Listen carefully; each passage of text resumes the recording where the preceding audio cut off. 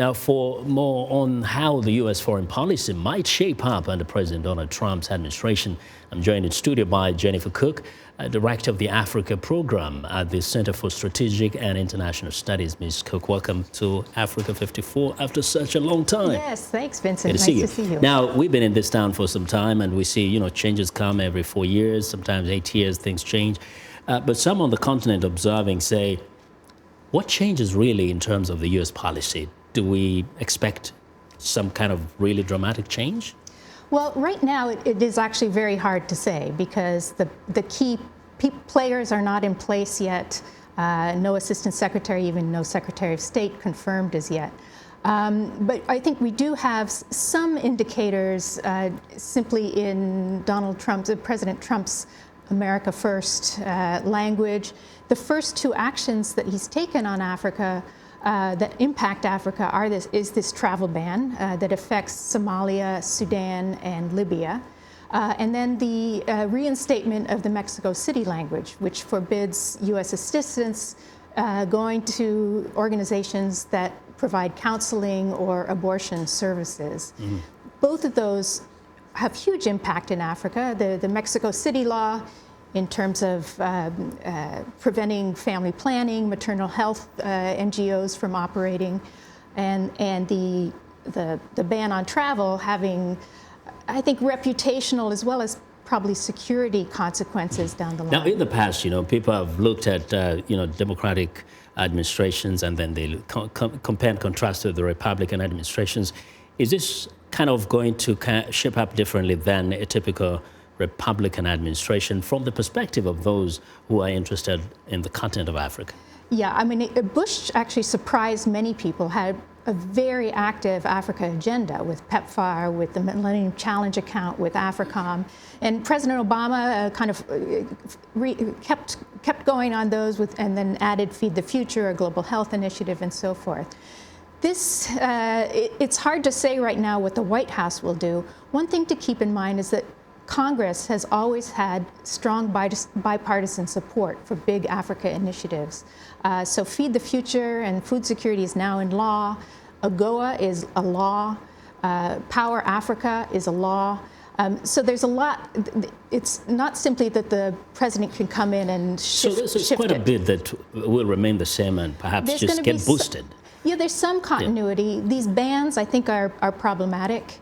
The security approach may be much more focused, strategic, and kinetic. Yeah. Although the president says, until a better system has been established, meaning it's not a permanent thing, but it's temporary. Yeah. But let's talk about certain issues that even the Obama administration dealt with quite a bit, say the South Sudan conflict. Yeah. Let's talk about Somalia, for example. What could change in the way the U.S. involves itself in resolving or at least intervening in those situations? Well, as I said, the State Department and the bureaucracies, there's going to be probably a lot of continuity there in trying to build the central government and so forth. I do think the travel ban, and it may not be permanent, but it's problematic in that it allows less engagement with civil society, some of the people, with business people, some of the kind of interconnections that are going to be very important to building out some kind of peace in Somalia. Mm-hmm. You also don't know what it will mean in terms of kinetic strikes and drone strikes and the military side of things. Mm.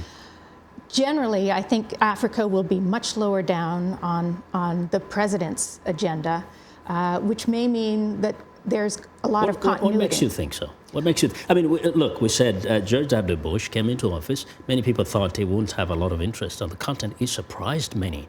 What makes you think that Africa might go down on the agenda in their U.S. policy? Well, perhaps I'm wrong. There was a set of questions, for example, sent over by the transition team to the State Department that were really quite negative in outlook and didn't exactly express kind of deep knowledge or nuance on some of the big African issues.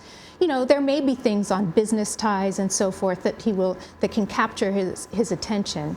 But I don't know that the democracy and human rights agenda, the development assistance, the health programs will get the same kind of bully pulpit treatment under a Trump administration. On the other side, what is it do you think the African countries or the continent as a whole under through the African Union could do to, in a way, engage itself with the U.S. in a way that will be not only beneficial but will make the Trump administration be interested on the continent? Well, that's the thing, is how you frame the interests and making the case that there are win-win situations that are good for the United States and good for African continent generally. You work on development to boost economies that then makes them better trade partners and investment partners.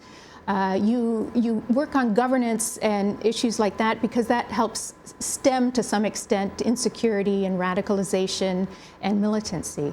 So trying to look beyond the immediate responses to kind of unintended consequences and the causation of some of Africa's challenges, and focusing on some of the big opportunities that are there in a way that appeals to President Trump's kind of America First agenda. Yeah. And something to think about, China, could it play a role in that President Trump is clearly very concerned about the influence of China. Now, China's big in Africa.